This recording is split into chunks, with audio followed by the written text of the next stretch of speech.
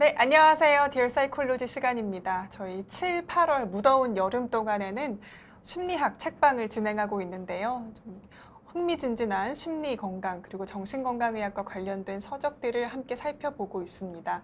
8월 한 달 동안은 중앙대학교 심리학과 정태현 교수님과 함께합니다. 교수님, 안녕하세요. 네, 네, 안녕하세요. 반갑습니다. 반갑습니다. 사실 저희가 이 심리 책방에 대해서 시작을 한 계기가 교수님께 방에 놀러 가서 책 엄청 많았잖아요. 그러니까 그 수많은 책을 보고 감명받아서 좀 기획을 한 것도 있거든요. 예, 그 책을 굉장히 좋아하는 사회심리학자이십니다. 네. 예. 책은 참 좋아해요. 네. 저희 구독자분들에게 또 짧게라도 간단하게 소개해 주실 수 있을까요? 예, 네. 저는 중앙대학교 심리학과에 재직하고 있는 정태현인데요. 오늘 이 부정성 편향 관련해 갖고 뭔가 이렇게 좀 여러분들의 도움이 되는 그런 어떤 정보를 좀 공유할 수 있도록 그렇게 하겠습니다. 네. 반갑습니다. 네, 반갑습니다. 제가 그래도 조금 부연해서 교수님 어쨌든 오늘 8월엔 첫 출연이시니까 설명을 좀 드리자면요. 사회문화심리학 공부를 쭉 해주셨습니다. 그래서 현재 뭐 대표 저서로는 대인관계와 의사소통의 심리학, 그리고 군사와 관련된, 군대와 관련된 심리학에 관련 책도 좀 써주셨고요. 예, 그리고 아예 그 전공 서적도 써주셨어요. 사회심리학이라고요. 예. 네. 그러니까 아마 들으시다가 좀 이 사회에 관련돼서 궁금하신 점, 이걸 심리학으로 어떻게 풀어보고 싶다 하는 게 있으시면 질문 주시면 저희가 교수님과 함께 답변을 드릴 수도 있을 것 같습니다. 네. 오늘 소개할 책은 부정성 편향인데요. 굉장히 저도 이 책을 읽고 조금 살짝 충격받았어요. 예. 그러니까 저희가 역사상 가장 풍요롭고 좀 부유한 시대를 살고 있다고 하잖아요. 그런데 늘 마음은 좀 불안하고 또 이렇게 위기의식도 있고 그렇죠. 합니다. 네, 근데 그런 생각들, 마음들이 왜 그러한고 하니 인간에겐 부정성 편향이 있기 때문이라고 하는데요. 이 부정성 편향의 힘이 어마어마하다는 거를 이 책을 통해서 좀 느낄 수 그렇죠. 있었습니다. 예, 예. 그러니까 교수님 이 책을 교수님께서 선정해 주셨잖아요. 선정해 주신 이유가 어떤 걸까요? 우선 이 바우마이스터 저자를 제가 참 좋아합니다. 개인적으로. 개인적으로. 만나본 적은 없지만 이분의 저서나 연구 이런 걸 보면서 정말 요즘 보기 드문 탁월한 심리학자다. 그런 생각을 해서 늘 이렇게 제가 좀 존경하고 그런 분이었는데 이 책을 보고 나서 이거 정말 같이 공유하면 좋겠다. 그런 생각을 많이 했습니다. 제가 공부한 사회심리학에서도 부정적인 게 긍정적인 것보다 훨씬 더 강하다 이런 뭐 연구는 좀 많이 있었는데 그걸 전부 다 이렇게 좀 다양한 주제로 묶어가지고 책을 내셨더라고요. 그래서 그거는 일반인하고도 같이 좀 나누면 좋겠다 그런 생각을 해서 번역을 하게 됐습니다. 로 바이마이스터라는 심리학자는 어떤 분이신가요? 그래 이분은 저보다 연배가 좀 있으시더라고요. 네. 53년생이신가? 네. 그러니까 지금 한 이제 70 초반이신데 되게 재미있어요, 이력이. 제가 뭐 많은 거를 찾아보고 그러지 못했는데 이 책을 번역하면서 특히 이제 그런 걸 좀 알아봤거든요. 근데 이분이 프린스턴 대학에서 철학을 공부를 하신 거예요. 그래서 계속 철학을 더 공부하고 싶은데 아버지가 너 철학 공부하는데 내가 말하자면 등록금 더 못 대주겠다, 이 비싼 등록금을. 그러니까 프린스턴 대학이 사립 미국 아이비리그의 아주 비싼 대학이거든요. 그 학부까지 내가 대줬는데 더 이상 못 대주겠다. 그래가지고 협상을 한 거예요. 그러면 내가 심리학을 하면 어떻겠냐. 그래가지고 심리학을 전공하게 된 거예요. 그래서 이제 심리학을 하면서 이분이 내놓는 다양한 아이디어에 제가 감동을 많이 받는데 이 일반적으로 생각하는 것보다 훨씬 더 깊이 있는 혹은 반대적인 아이디어.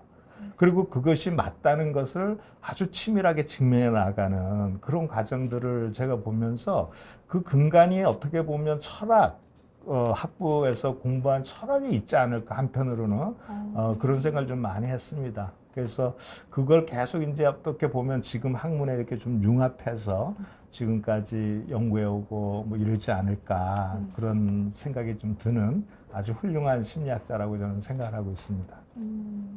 알겠습니다. 그러면 교수님께서는 정말 오롯이 그 저자에 대한 존경심 때문에 이 책을 번역해 주신 건가요? 아니 뭐 그렇진 않고요. 그런 아니, 것도 있고 네. 내용 자체가 우리한테 주는 어떤 그 통찰이라든가 지혜가 많다고 저는 좀 생각을 해요. 왜냐하면 우리는 보통 다 이렇게 긍정적인 것만 좋아하잖아. 행복하고 긍정적이고 나한테 좋고 이런 걸 바라는데 실제 우리한테 더 큰 영향을 주는 것은 그 반대적인 거예요. 나쁘고 부정적이고 내가 싫어하는 거, 나를 불행하게 만드는 그런 자극이 나한테 주는 영향이 훨씬 더 크거든요. 그런데 이 긍정과 부정의 관계가 그냥 1대1 정도 수준에서 끝나는 게 아니고 되게 복잡하게 연결돼 있어요. 그러면서 긍정과 부정적인 요소가 우리한테 미치는, 심리적으로 미치거나 어떤 그 삶과 관련해서 주는 영향이 되게 좀 다르다는 거예요. 근데 이게 나름대로 다 또 기능적인 측면이 있더라고요. 그래서 이런 측면들을 우리가 좀 잘 이해하면 좀 더 심리적으로 건강하게 사는데 큰 도움이 되지 않을까 그런 생각을 해서 번역을 좀 하게 됐고요. 저는 개인적으로 되게 재미있더라고요, 하면서. 맞아요. 저도 어쨌든 저희가 뭐 10개의 긍정적인 사건이 있다고 하면 네. 그 좋은 일만 기억을 해도 되는데 꼭 뭔가 생각을 돌이켜보면 나쁜 일, 우리한테 일어났던 불행한 일, 이런 것들이 가장 먼저 떠오르잖아요. 예, 근데 그렇죠. 이게 인간이 그냥 그렇게 생겼다, 생겨 먹었다라는 걸 좀 이해도 하게 되고, 그렇죠. 그 부정성이라는 게 얼마나 강한지를 좀 이렇게 와닿게 느꼈던 것 같아요. 예, 맞습니다. 우리가 보통 이렇게 안 좋고 부정적인 거 하면 피하면 되지. 뭐 그냥 회피하는 방법이 최선이다. 예를 들면 그리고 긍정적인 것만 많은 경험을 하면 된다. 이렇게 생각하기 쉽고 실제 긍정심리학에서 한 입장이 그렇거든요. 근데 현실적으로 그게 불가능하잖아요. 피하자. 그냥 이 불행을 그러니까, 피하자. 예, 그러니까 부정적인 경험을 안 하는 게 행복한 거다. 그게 어떻게 보면 이상적으로는 그럴 수 있는데 저는 현실적으로 동의하기 되게 어려운 게 현실은 엄연히 부정적인 걸 경험할 수가 밖에 없어요. 예를 들면 동물 세계에 가서도 이 생존 경쟁이 엄청 치열한 거고 인간 세계도 마찬가지거든요. 그래서 단지 경험을 안 하는 게 행복의 원천이라기보다는 그런 경험이 우리한테 주는 이득이 뭐냐, 혹은 긍정적인 어떤 그 가치나 의미는 뭔지를 알아서 그런 걸 통해서 삶을 영위해 나가는 것이 더 현실적이고 저는 바람직하다고 생각을 하거든요. 그래서 단지 피해서 될 문제는 아니다. 그런 생각을 좀 하고 있습니다. 네.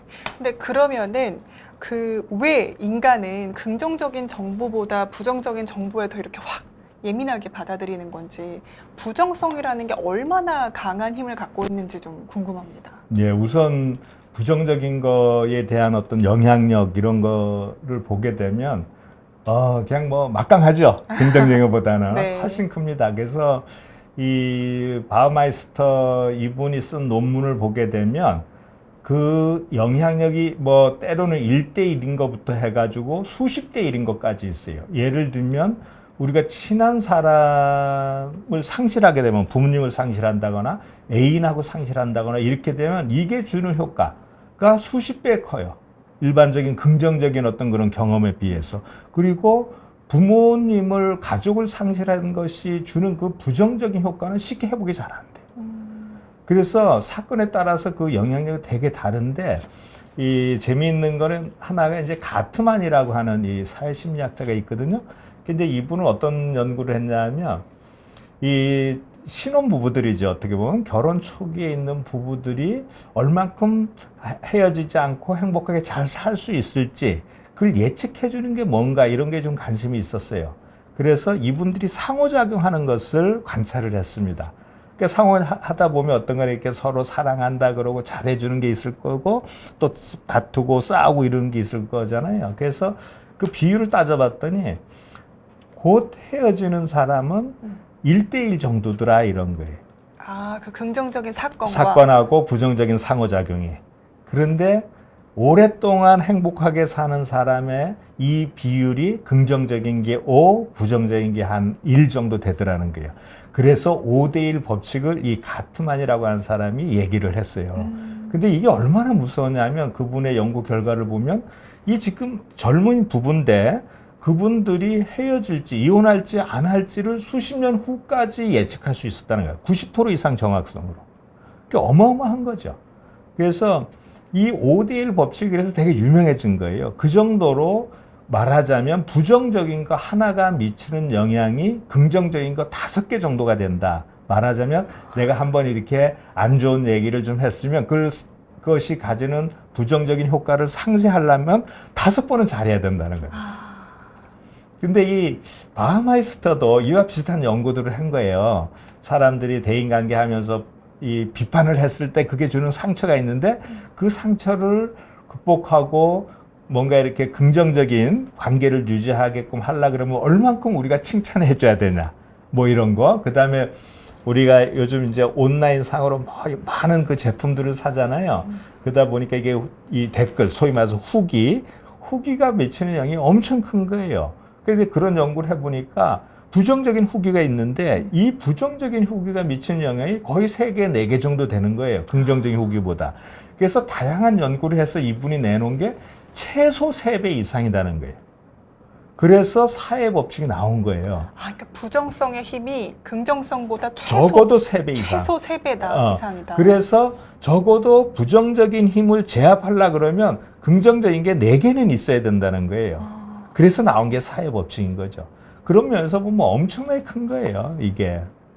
근데 인간이 뭐 이렇게 하면 심리학에서도 그런 연구를 하잖아요. 왜 뇌도 연구를 해보고 호르몬도 연구를 해보고 하는데 왜 그러면 인간이 이렇게 부정성에 더 취약한 건가요? 우리는 기본적으로 이 생물학적인 어떤 그런 수준에서 보면 부정적인 거에 대한 반응은 1차적으로는 정서적으로 오는 거거든요.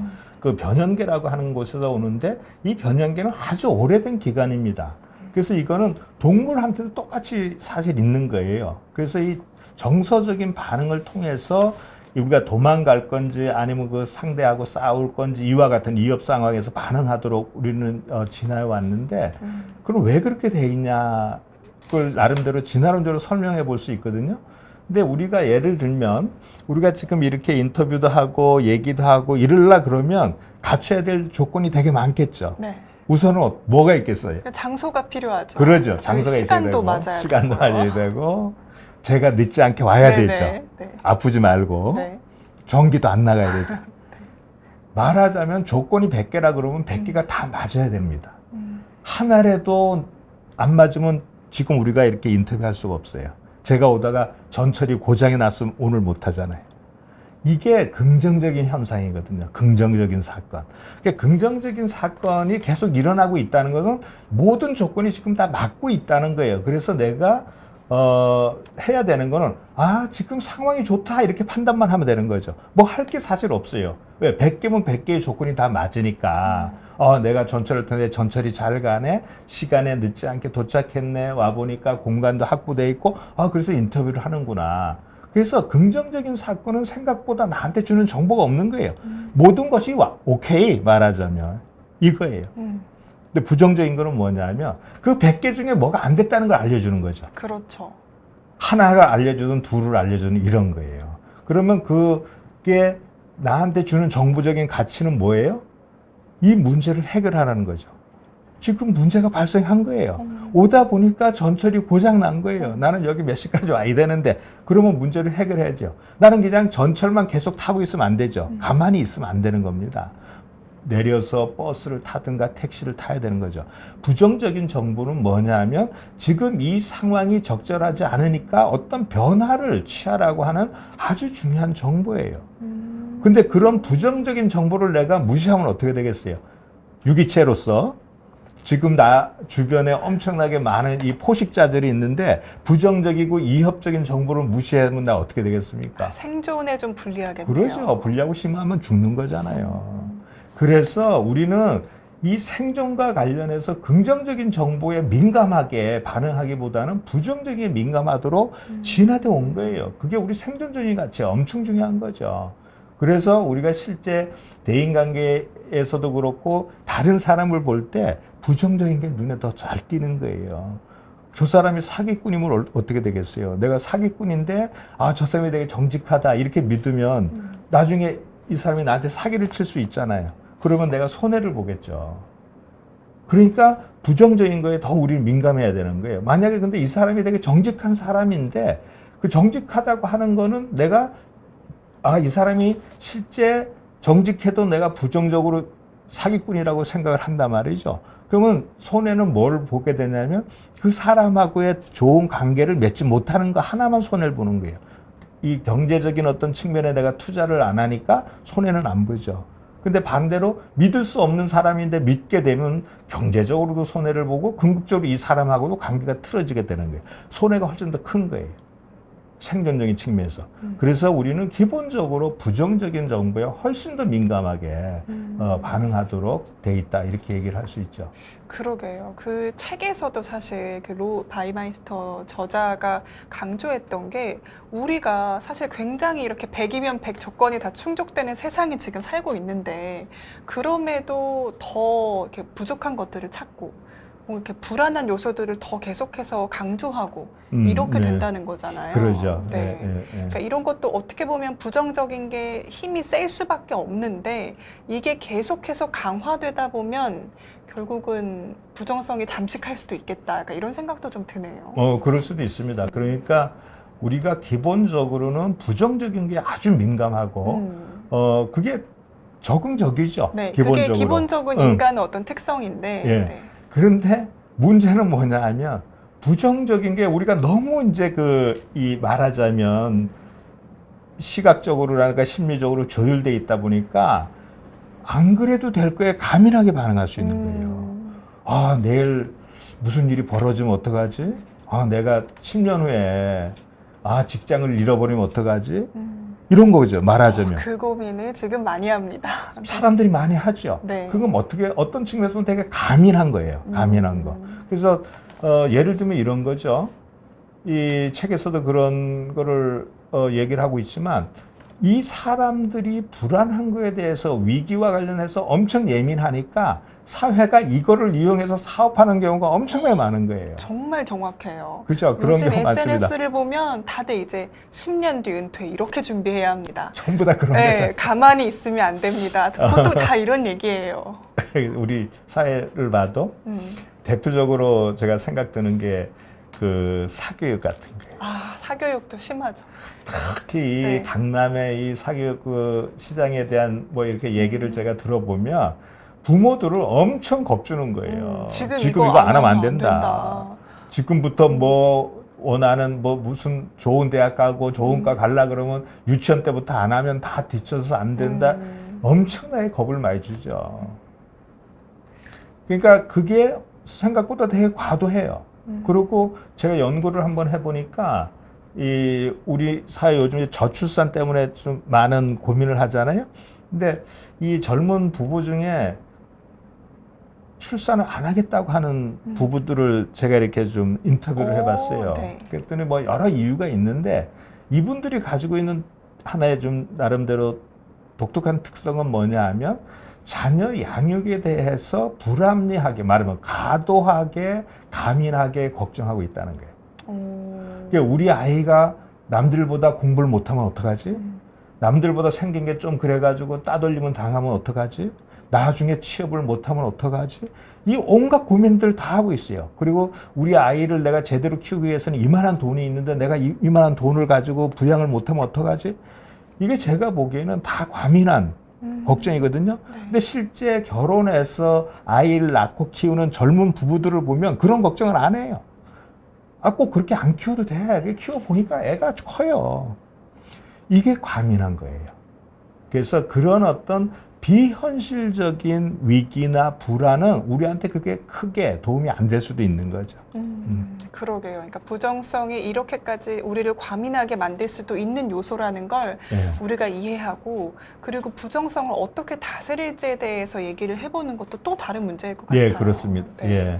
근데 지금 김재민님께서 SNS를 하다 보면 그 다른 사람의 부정적인 글에 더 눈이 갑니다. 이런 반응도 좀 뇌 편향 때문일까요? 라고 질문 주셨고요. 디지털 환경에서 이걸 조절하려면 어떻게 해야 할지도 질문 주셨습니다.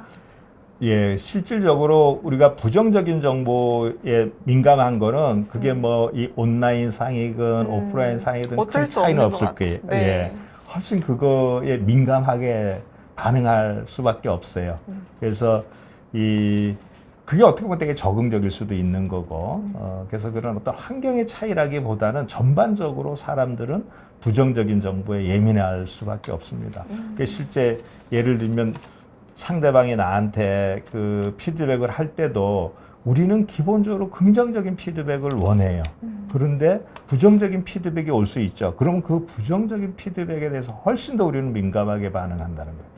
긍정적인 거가 주는 어떤 그런 긍정적인 효과보다도 부정적인 거에 대한 어떤 그 관심이라든가 민감한 반응이라든가 혹은 그거에 따르는 심리적인 상처라든가 이게 훨씬 더 크거든요. 그래서 SNS에서도 우리가 이제 그런 반응을 보이는 거는 부정성 편향의 전형적인 하나의 사례일 수 있지 않나 싶습니다. 네. 그리고 아까 그 다음에 이제 말씀하신 것처럼 이 부정적인 정보가 엄청나게 많은 우리는 그만큼 힘들잖아요, 그죠? 그게 정보적일 수는 있는데 사실 우리는 또 그런 정보를 원하는 건 아니거든요. 나 자신에 대해서. 근데 그게 너무 많으면 그 자체가 나를 부당하게 힘들게 할 수도 있지 않나 싶습니다. 예를 들면 객관적으로 나의 부정적인 어떤 측면을 지적한다거나 그거는 내가 인정해주면 되는 거죠. 그게 사실이고 그러면 그래 맞아. 그러니까 내가 그걸 좀 고쳐야 되겠다. 이런 식으로 수용하면 되는데 이 과도하게 혹은 사실과 다른 어떤 부정적인 정보들을 많이 받게 되면 사실이 아닌데도 불구하고 그게 나한테 큰 영향을 미칠 수가 있어요. 예를 들면 연예인들 같은 경우에 그 댓글에 따른 부정적인 댓글에 따른 어떤 그 영향을 되게 많이 받는 것 같더라고요. 그래서 심하면 뭐 자살도 하고 뭐 이런 어떤 뉴스들을 보는데 제가 그런 걸 보면서 느끼는 게 뭐냐면 그 댓글이 때로는 맞을 수도 있겠죠. 100개 다 틀리진 않을 수도 있는데 문제는 많은 부분이 사실이 아닐 수도 있다는 게. 그 댓글을 그런 식으로 다는 사람들이 어떤 사실 기반으로 하는 사람은 제가 보기엔 그렇게 많을 것 같지 않고 상당히 감정적이고 혹은 개인적인 문제를 거기다 투사를 해서 나올 가능성이 대단히 높거든요. 근데 이제 이거를 계속 당사자가 보게 되면 그거에 압도당할 수가 있는 거예요. 사실이 아닌 정보임에도 불구하고. 그러니까 그래서 그것 때문에 어떤 판단을 아주 안 좋게 할 수도 있는 거고 왜곡해서 판단할 수도 있고 그렇지 않나 싶습니다. 그래서 그런 거는 각자가 잘 판단을 해야 될 것 같아요. 나한테 도움이 되는 부정적인 정보인 경우야 얼마든지 그걸 내가 좀 이렇게 긍정적으로 활용할 수 있지만 그렇지 않은 것들이 있는 경우에는 일부러 그런 걸 찾아서 갈 필요도 없고 때로는 차단하는 것도 우리가 객관적이면서도 건강하게 사는 데 도움이 될 것 같습니다. 참 이게 어려워요. 근데 어렵죠. 교수님 혹시 이건 좀 여담이긴 한데 최근에 그 신지 씨 결혼 관련해서 좀 이렇게 논란이 있었던 거 들어보셨죠? 뭐 뉴스에 잠깐 나왔나? 네. 어디 뭐 네. 그러니까 뭔가 사람들의 피드백을 또 이렇게 내가 객관적으로 수용을 하고 이렇게 잘 들어보고 한다는 것 자체가 너무 어려운 것 같긴 해요. 그렇습니다. 그리고 사람들이 네. 이 어떤 현상을 볼 때 그걸 100% 다 알고 보면서 얘기할 수는 없거든요. 네, 그런 맞아요. 사람은 없습니다. 어느 누구도 불가능해요. 나의 일부분만 보는 거고 그 다음에 일부분도 그 사람이 가지고 있는 시각에 따라서 보는 거예요. 투사를 한다는 투사하는 얘기죠. 거죠. 네. 그래서 어떤 사람은 긍정적으로 보고 어떤 사람은 부정적으로 보는 거예요. 보는 눈이 있으니까 사람마다. 그래서 절대적으로 완벽할 수 없다. 그래서 이제 그런 것도 우리가 감안해서 좀 받아들이면 될 것 같고요. 그 중에는 때로 그래도 객관적으로 나를 봐주는 어떤 그런 시각도 있을 수 있고 또 많은 사람들이 그렇게 나를 이해한다라고 하는 것은 어떻게 보면 내가 그렇게 행동했다라고 하는 것을 말하는 거거든요. 그런 정보들은 어떻게 보면 되게 유용할 수 있지 않나 싶습니다. 그래서 잘 이렇게 정말 이렇게 구분 짓는 것이 상당히 중요하지 않나 그런 생각이 좀 듭니다. 그러니까요. 어차피 저희 이렇게 알고리즘에 노출되어 있고 부정성 편향이 밝게 발달될 수밖에 없는 환경이면 메타인지 정말 높여야 될 것 같아요. 예, 맞습니다. 네. 지금 허스키님도 그렇고 와이님도 그렇고 한국 사회에서 이렇게 부정성 편향이 세질 수밖에 없는 이유에 대해서 좀 이렇게 댓글을 남겨주셨는데요.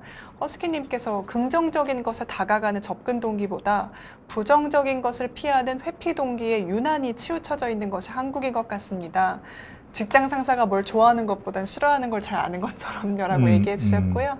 와인님은 한국은 패자부활전이 없잖아요. 한 번 삐끗하면 끝이지라고 또 댓글 남겨주셨어요. 예, 둘 다 정말 맞습니다. 공감이 많이 예. 되네요. 네. 그래서 이 한국 사회가 우리가 기본적으로 부정적인 거에 민감하긴 하지만 그게 더 민감할 수도 있는 거예요. 우리가. 근데 이게 우리가 좀 고민해 봐야 되는 건 뭐냐면 우리가 시각적으로 혹은 이 지각적인 측면에서 부정적인 정보를 많이 예민하게 빨리 이렇게 지각하고 인식한다고 해서 이 세상에 부정적인 정보가 많다는 건 아니에요. 그거하고는 다른 문제입니다. 네. 이 세상에는 부정적인 정보보다 긍정적인 정보가 적어도 4배는 많아요. 바우머스터 논리대로 하면 그런 거예요. 왜냐하면 만약에 우리가 어떤 부부가 살고 있는데 이 부부가 잘 살고 있어요. 잘 살 조건은 뭐냐 이거죠. 그러네요. 한 번 싸우면 4번은 안 싸우는 좋은 행동을 해야 잘 살 거 아니에요. 네. 우리 사회가 이렇게 유지가 되려 그러면 한 번 나쁜 게 있으면 4번은 좋은 행동이 있다는 거예요, 이 속에. 그러지 않으면 이 사회가 있을 수도 없고 관계가 있을 수도 없고 나도 있을 수가 없어요. 내가 가지고 있는 이 부정적인 측면보다는 어떻게 보면 이 사회에 적응해 나가면서 필요한 긍정적인 게 4개는 많다는 의미를 갖고 있는 거거든요. 그래서 우리 사회가 어느 정도는 안정적으로 우리가 이 속에서 살 수 있다는 것은 그만큼 긍정적인 게 많다는 거예요. 부정적인 게 우리 눈에 많이 보이긴 하지만 네. 그게 많다는 의미는 절대 아니다는 거죠. 그러면 중요한 건 뭐냐면 긍정적인 걸 볼 수 있는 눈입니다. 근데 눈이 잘 발달이 안 돼 있죠. 왜? 부정적인 눈에 잘 들어오니까 그 그런 거예요. 본능이니까요. 예. 네. 그래서 긍정적인 걸 볼 수 있는 눈은 키우는 거예요. 저절로 주어지는 게 아니다 이런 거죠. 어떻게 보면. 근데 우리 사회는 왜 문제냐? 우리 사회가 상대방과의 나의 어떤 그런 관계 속에서 나하고 다르다. 이게 다르다는 거는 기본적으로 경계심을 불러일으키거든요. 그 적대감을 불러일으켜요, 일반적으로. 근데 우리는 다를 수밖에 없어요. 생각도 다르고 생긴 것도 다르고 출신 지역도 다르고 다 다르거든요. 비슷한 것보다는 다른 게 훨씬 더 많습니다. 그런데 그런 다른 것이 눈에 많이 띄니까 우리는 되게 경계하게 되는 거예요. 근데 실제 좀 더 우리가 피상적으로 생각하는 것보다는 좀 더 구체적으로 들어가면 우리 비슷한 거 되게 많습니다. 예를 들면 겉으로 보기에는 생긴 것도 다르고 출신 지역도 다르고 뭐 좀 나이도 다르지만 사람들이 가지고 있는 기본적인 속성이나 심리적인 특성, 욕구나 이런 거 보면 뭐 되게 비슷하죠. 큰 틀에서 보면. 그리고 한국 사람이 가지고 있는 유사성이 얼마나 많습니까? 그리고 우리가 한국이라고 하는 동일한 이 사회적인 맥락 속에서 살아가거든요. 그 속에서 생각하는 것도 비슷하고 선호하는 것도 비슷하고 판단 체계도 얼마나 비슷한 게 많아요. 그리고 우리는 서로 되게 의존해 있거든요. 실질적으로. 우리 각자 다 뿔뿔이 흩어지면 다른 외국 국가라고 하는 단위에 대해서 우리가 어떻게 대응해 나가고 그 속에서 적응해 나가겠어요. 그래서 실제 우리가 눈으로 보이는 것보다는 우리가 같이 공유하고 비슷한 게 엄청나게 많은데 문제는 그 겉으로 보이는 그 차이 일부만 가지고 너무 여기에 매달린다는 거예요. 그래서 만들어지는 게 뭐냐? 그게 분열이에요. 한국 사회가 분열이 엄청 심각하거든요.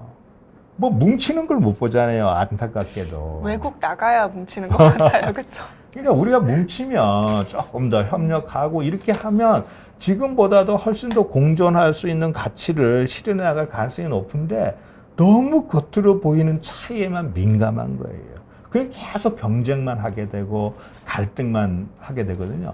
우리가 흔히 생각할 때 경쟁이 가지는 어떤 가치가 되게 많은 것 같지만 그렇지는 않습니다. 실질적으로. 아주 일부예요. 우리는 흔히 경쟁을 함으로써 생산성이 높아진다고 하는데 그것도 아주 일부입니다. 실질적으로 연구를 보면 협력하는 게 전체적으로 아웃풋을 보게 되면 훨씬 더 커요. 근데 우리는 너무 부정적인 게 민감한 거예요. 나와 다르다. 그래서 그게 전부 다는 아니다라고 하는 것을 우리가 좀 더 깨달을 필요가 있죠.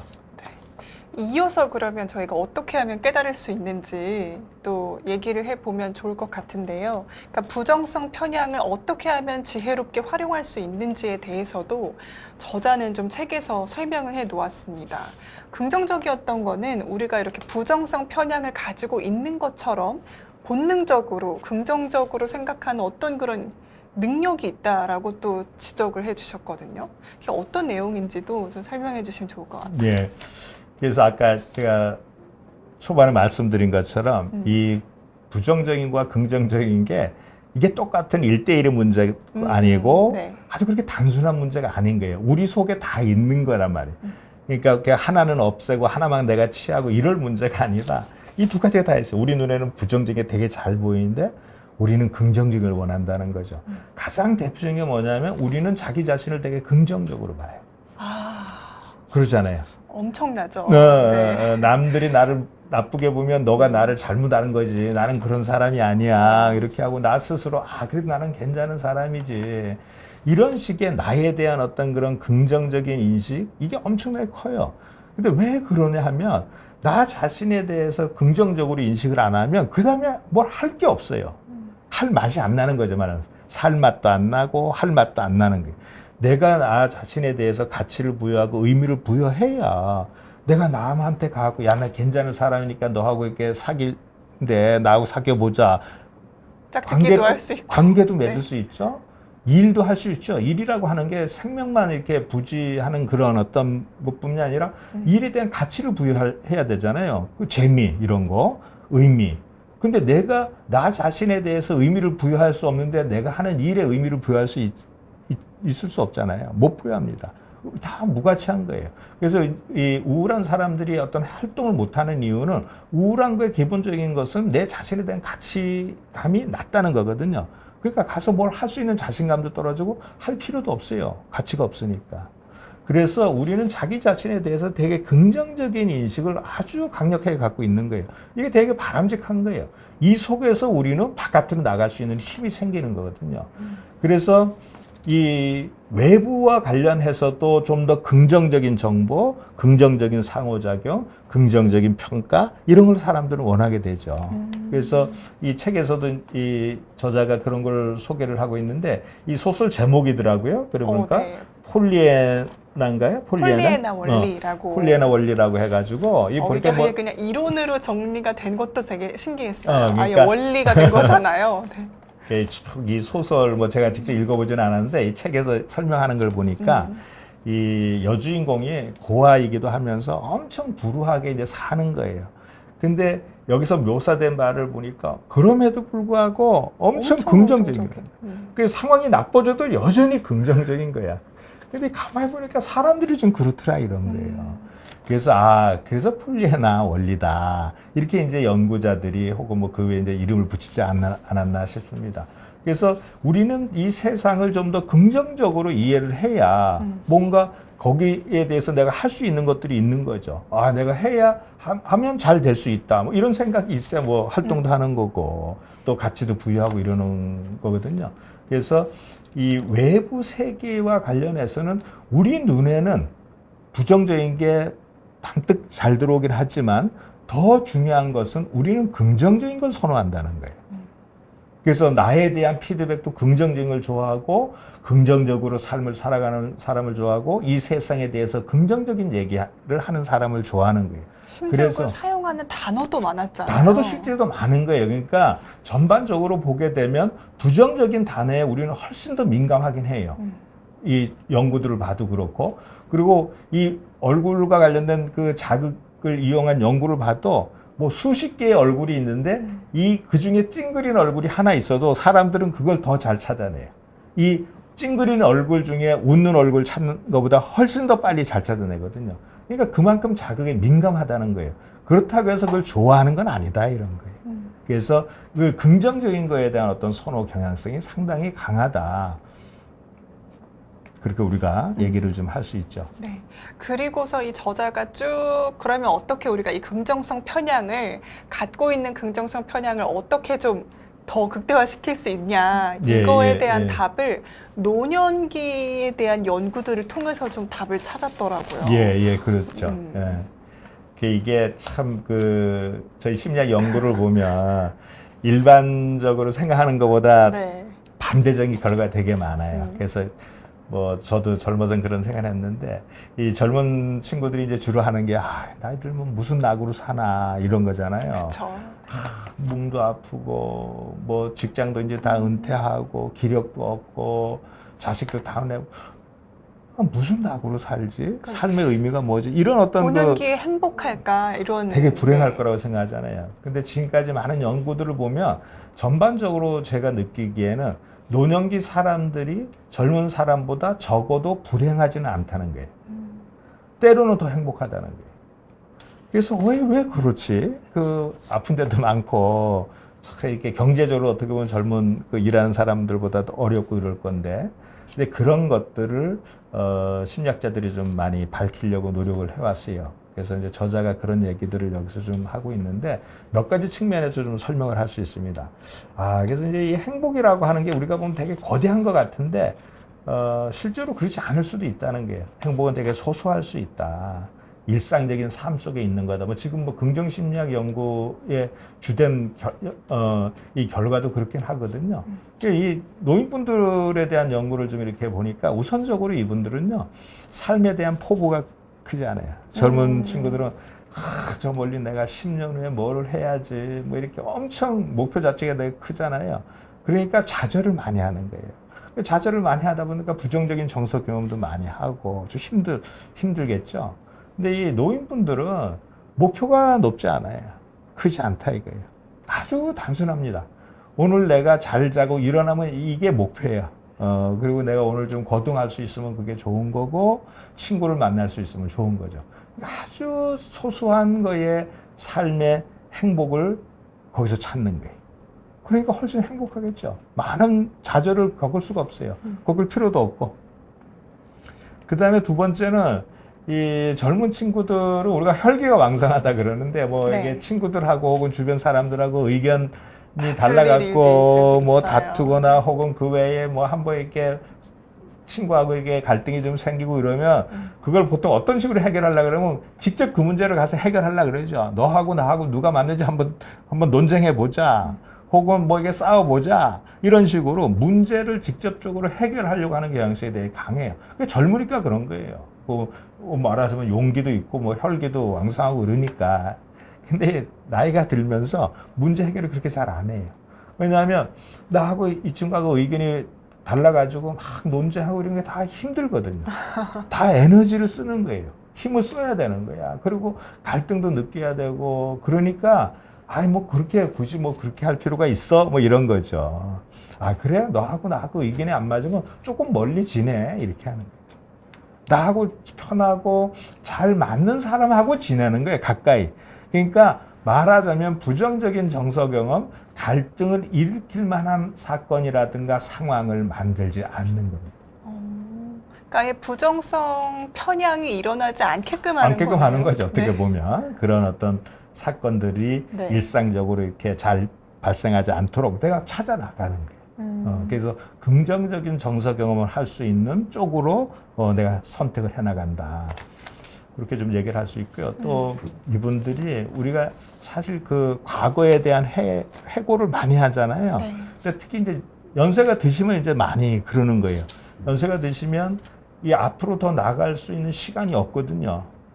어느 정도 가면 내가 이제 죽을 거다 이런 걸 생각하니까 뭐 몇 년 안 남은 거지. 몇십 년 안 남고. 그러니까 이제 이분들은 또 앞으로 지금 사회적으로 하는 활동도 상대적으로 적고 그러니까 자꾸 과거를 해고를 많이 합니다. 그러니까 젊은 친구보다 해고를 더 많이 해요. 그러니까 해고를 하다 보니까 뭐 후회할 것도 많고 좀 안타까운 것도 많고 뭐 그럴 수는 있죠. 왜 해고를 많이 하니까 또 살아온 기간도 길고 그래서 그렇긴 한데 그 해고하는 걸 보면 생각보다 부정적이지 않더라 이런 거예요. 좋은 것들을 상대적으로도 더 많이 해고를 합니다. 추억 회상이네요. 그러죠. 보면. 그런 거 네. 많습니다. 그리고 실제 이런 어떤 사건을 발생한 사건을 회고하는 것과 관련해서는 젊은 사람들도 사실 마찬가지예요. 예를 들면 되게 이제 불행한 사건을 겪은 경우가 많죠. 차 사고가 났다. 연구를 보면 그런 거예요. 차 사고가 났는데 우리 차가 완전히 망가져갖고 내가 꽤 많이 다친 거예요. 뭐 엄청 큰 사고가 난 거예요. 갑자기 저쪽에서 막 과속 막 150km로 와가지고 엄청 크게 큰 사고가 났는데 내가 엄청 많이 다쳤어요. 근데 문제는 다른 그런 정도의 사고가 나면 사람은 다 죽는 거예요. 일반적으로는. 그럼 나는 지금 엄청 많이 다쳤으니까 아유 내가 그때만 거기 안 지나갔으면 이 사고 안 났을 건데 얼마나 이게 내가 지금 불행한 거야. 사람이 이렇게 생각하지 않고 죽지 않았으니 그래도 다행이네 이렇게 생각한다는 거예요. 네. 이게 행운이라고 생각하는 거예요. 사람이 어떨 때 내가 운이 좋다고 생각하는가 보니까 불행한 사건이 나타날 때도 이런 식으로 행운을 찾는 거예요. 불행을 겪게 되면 사람은 아 나는 운이 없다 이렇게 해야 될 거 아니에요. 사람들은 그렇게 잘 안 한다는 거예요. 그러니까 과거를 회고하고 지금 발생한 사건을 볼 때도 사람들은 긍정적으로 보려고 하는 그런 경향성이 아주 강한 거예요. 노인분들은 더 강한 거죠. 어떻게 아까 말씀드린 것처럼. 그래서 이 나이 드신 분들이 생각보다 건강하고 생각보다 행복하지다는 거예요. 젊은 사람들에 비해서. 그래서 이런 연구 결과들이 함축해주는 바는 우리가 포기하라는 게 아니고 높은 목표를 달성하려고 노력하지 말라는 게 아닌 거예요. 그거는 그거대로 있고 지금 이 순간의 사소한 삶에서 오는 행복을 즐길 수 있도록 이 순간에 우리가 좀 감사하고 만족할 수 있는 그런 마음 자세가 필요하다는 거예요. 그러면 계속 내가 목표를 달성해 가면서 이 삶이 좀 더 만족하고 만족도가 높아지겠죠. 근데 지금 현실을 인정하지 않고 계속 불만만 있고 그러면서 목표를 달성하면 나는 행복해질 거야 이러면 목표 달성하기 전까지는 나는 계속 불행한 거가 되거든요. 그래서 이 어르신들을 통해서 배워야 될 점들은 그 좋은 지혜라고 저는 생각하는데 그게 삶에 우리한테 좀 이렇게 주는 하나의 그 도움이 아닐까 그런 생각을 합니다. 네. 그러니까 인간이 부정적인 것에 조금 더 민감할 수는 있지만 이런 것들을 우리가 조금 더 해결하기 위해서 긍정성 편향도 갖고 있다는 것들을 조금 인지를 하고 그리고 부정적인 사건들을 웬만하면 좀 피하고 이제 노년기에 네. 그러는 것처럼 행복을 위해서 좀 긍정적인 추억들을 회상하면서 또 이렇게 마음을 다스리기도 하고 감사하기도 하고 이러면서 좀 부정성 편향을 다스려야 된다라는 건가요? 예. 그럴 필요가 좀 있는 것 같습니다.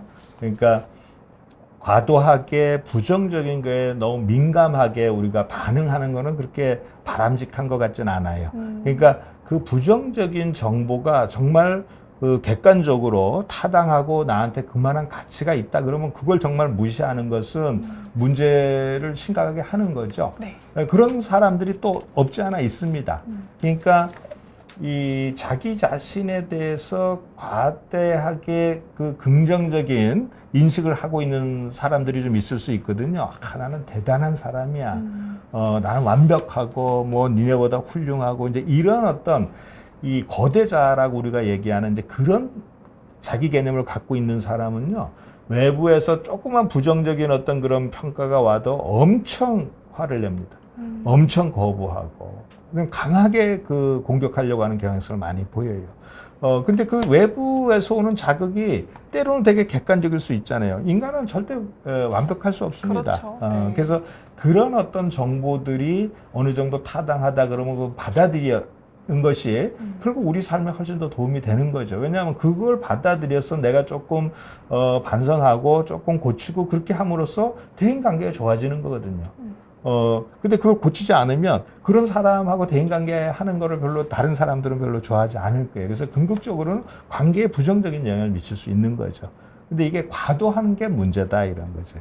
이게 부정적이지 않은데도 나는 부정적으로 생각할 수도 있고 지금 존재하지 않는 부정적인 거에 대해서 너무 과민하게 그걸 가지고 걱정하고 이러는 거는 그렇게 바람직한 것 같지는 않습니다. 네, 알겠습니다.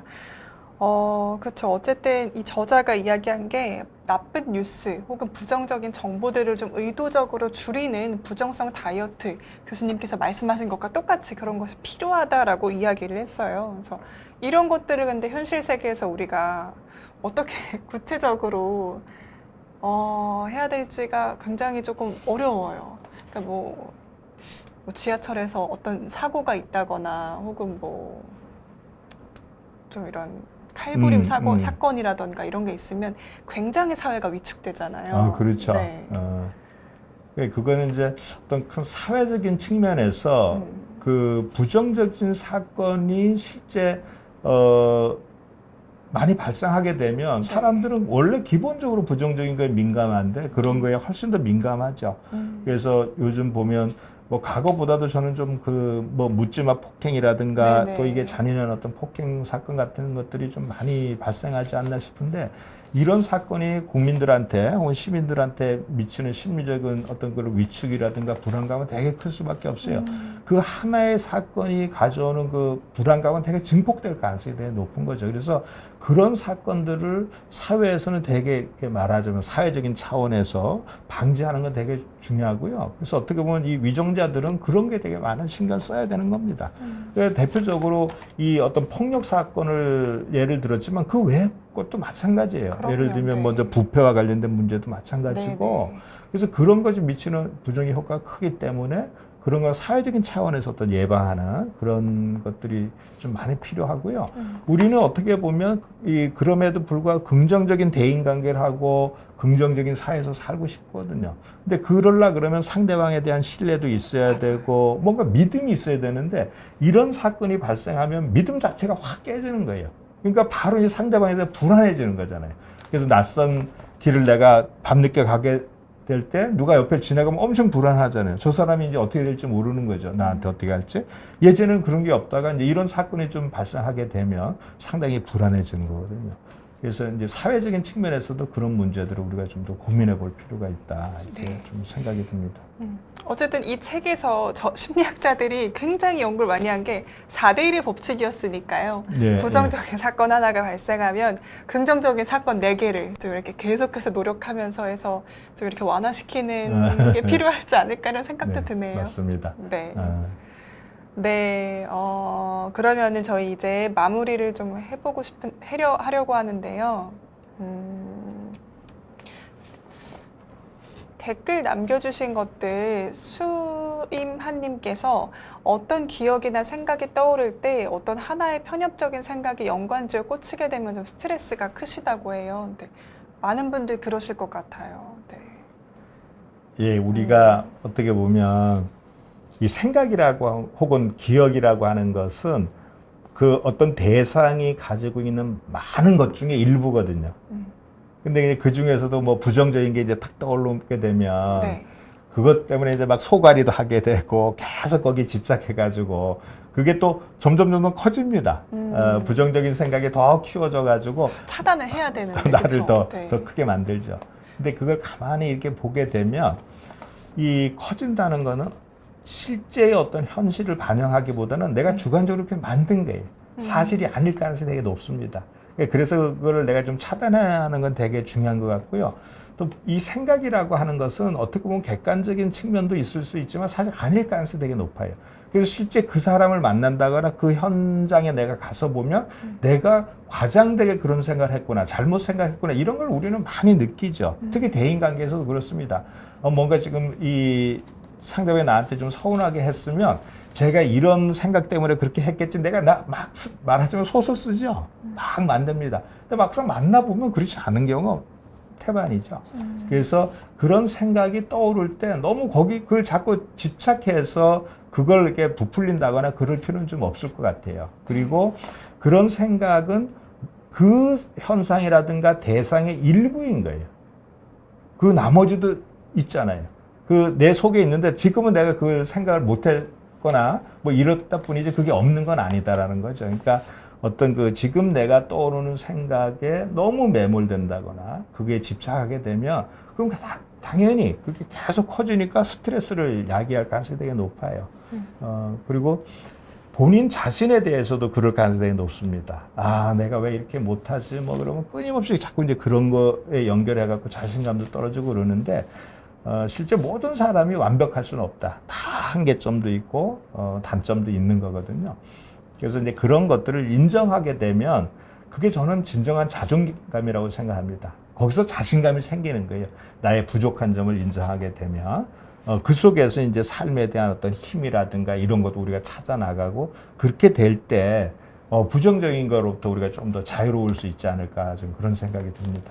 교수님께서 마무리를 해주셨네요. 그러니까 어쨌든 이 부정성 편향이라고 책 제목이 지어져 있긴 하지만 우리에게는 긍정성 편향도 있고 예, 무엇보다 균형 잡힌 시각으로 좀 나를 그리고 사회를 좀 바라보는 노력이 필요하지 않나라는 걸 배울 수 있는 것 같습니다. 네, 그렇습니다. 네, 알겠습니다. 교수님, 그러면은 오늘 저희 정태영 교수님과 함께한 심리책방 첫 번째 시간은 여기서 마무리하도록 하겠습니다. 저희 다음 주에도 재밌는 책으로 돌아오도록 하겠습니다. 시청해주셔서 고맙습니다. 감사합니다.